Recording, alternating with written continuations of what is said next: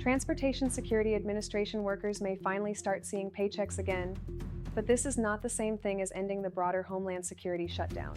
President Trump signed an executive action aimed at paying TSA employees after Congress failed to agree on a funding deal, and that could matter fast for airport security lines, worker attendance, and travel delays. Here is the big picture. If TSA workers get paid, more of them may show up for work. That can help reduce the long lines many travelers have been seeing.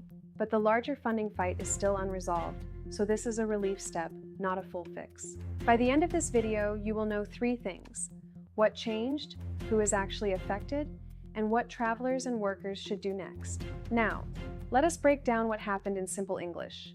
The administration said it would use funds that have a reasonable connection to TSA operations to restart pay for those workers. According to the statement, paychecks could begin as early as Monday. That is the immediate headline.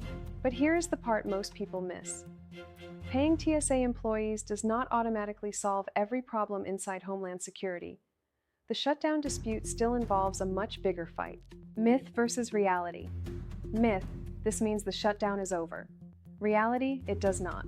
It may only ease one of the most visible pressure points: airport screening. Who is affected? First, TSA workers themselves. If the payment action is carried out as described, those workers may finally get money flowing again. That matters because many were already under serious financial strain after missed pay periods. Second, travelers are affected, especially at major airports where call-out rates have been high, sometimes over 40%. That is how lines get longer. Third, airport operations and airlines are indirectly affected. When screening slows down, the ripple effects can reach boarding times and flight schedules. Who is not fully fixed by this move? Federal workers outside TSA who are still caught in the broader shutdown fight may not see the same relief. Also, this does not settle the argument over ICE, Border Patrol, or the rest of DHS funding. Myth versus reality. Myth. Every DHS worker is now protected. Reality. This update appears targeted and limited. Example scenario. If you are a traveler flying this week, you may notice shorter wait times, but you should still arrive early. A staffing bounce doesn't erase the backlog. Example scenario. If you are a TSA worker, this may restore income quickly, but you still need to watch official payroll notices and agency updates. Why is this happening now?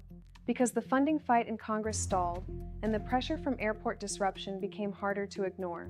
When airport lines grow and missed paychecks start pushing workers to stay home, the problem stops being abstract. It becomes visible to millions. Even a small drop in attendance can create a big bottleneck at checkpoints. This increases the pressure on lawmakers. Myth versus reality. Myth. A shutdown only matters to federal workers. Reality. It quickly affects ordinary travelers and businesses. The real-world consequences are straightforward. If TSA pay resumes, stress may ease. If not, call-outs may continue. Plan for uncertainty. One small detail changes everything. The difference between a temporary payment move and a full funding agreement. A temporary fix doesn't always buy stability. So what should you do now? Do this. Check your flight status before leaving home. Do this. Arrive earlier than usual, especially at major airports. Monitor official TSA and DHS updates. Do this. If you are a federal worker, save all payroll notices. Plan for delays, connections, and rebooking. Avoid this. Do not assume the shutdown is fully over. Do not rely on social media rumors about reopening. Avoid this. Do not wait until the last minute to leave for the airport. Pay extra attention if traveling soon or waiting on pay. What could happen next? There are a few watch points. First, Congress could still strike a broader deal, which would be the cleanest outcome. Second, the House and Senate could remain stuck on different versions of the funding bill, keeping the uncertainty going. Third, airport staffing could improve temporarily and then worsen again if the larger shutdown fight continues. Myth versus reality. Myth. One executive action always ends the problem. Reality. It creates short-term relief while the core dispute stays alive. Another thing to watch is timing. Even if paychecks start, it may take time for staffing levels to normalize. Financial strain doesn't vanish instantly. And for travelers, that means one simple rule. Do not get too comfortable too quickly. Watch the lines and airport notices. So let us recap. TSA workers are expected to be paid under the new action. That may help reduce airport security delays. The broader DHS shutdown is still not fully solved. Travelers should still plan for delays. Congress still needs a larger deal. The calm takeaway is this: do not panic, but do not assume everything is back to normal either.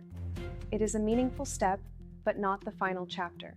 If you want clear, plain English updates like this, make sure you subscribe and turn on notifications so you do not miss the next move in the shutdown fight.